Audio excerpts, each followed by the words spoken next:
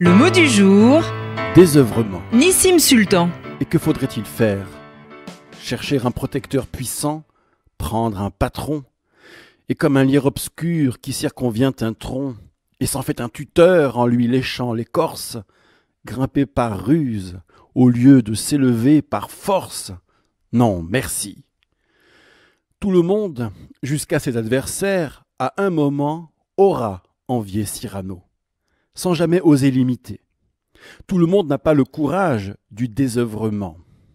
Oui, il nous faut un patron, une œuvre, une tâche à accomplir, l'écorce d'un arbre à lécher. L'arbre, tendu vers la recherche de la lumière, son instinct de survie est son propre tuteur. Nous nous serions mis à lui ressembler si l'on suit bien la Bible. Lieu de la tentation première, Adam et Ève s'habillent de ses feuilles. Et le penchant de l'arbre devient notre penchant. 6 jours, tu travailleras, taravod, qui vient de ravoda, la servitude. Mais au 7e, tu cesseras toute œuvre, melacha, qui vient de melech, roi, ou malach, ange, tout ce qui exerce, ou tout ce par quoi l'on exerce son autorité sur la matière, la façonne selon sa volonté. Le Shabbat, la tentation n'est pas de vouloir devenir esclave comme pendant les 6 jours de Ravoda, mais de répondre au besoin vital d'accomplir une œuvre, melacha.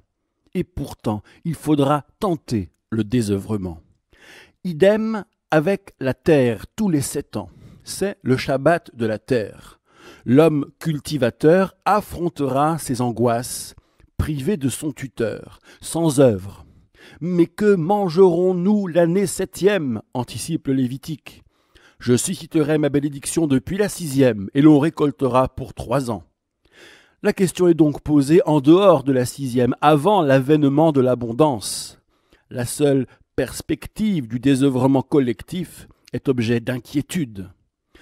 Dans notre temps, 2 types de sociétés, 2 aires culturelles se font face. Les ensembles vivant d'une œuvre commune, face aux ensembles qui s'en sont affranchis. Avec ce destin paradoxal, qui des deux, dans la compétition, survivra? L'affranchi ou l'aliéné? La solitude née du courage du désespoir ou le fanatisme enchanteur des masses? La solitude comme défi, telle est l'irrémédiable condition du croyant, nous fait savoir dans un discours sublime Rav Yosef Dov Soloveitchik, The Lonely Man of Faith. L'homme de la foi solitaire, ou comment tenir, grandir, sans le tuteur de nos représentations, dans l'unique face-à-face avec la Providence.